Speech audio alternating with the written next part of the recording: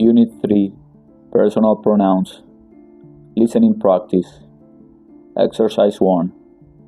Listen to track 6 and repeat the reading out loud.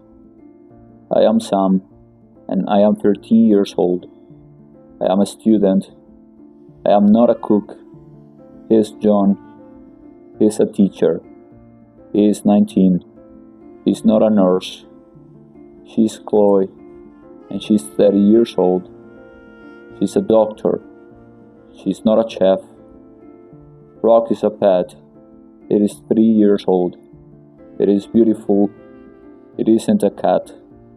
David and I are classmates. We are 17. We study English.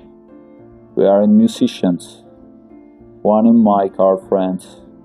They are 15 and 16. They like to learn. They aren't taxi drivers. You all learn English today. You are very smart. You aren't lazy. You speak English.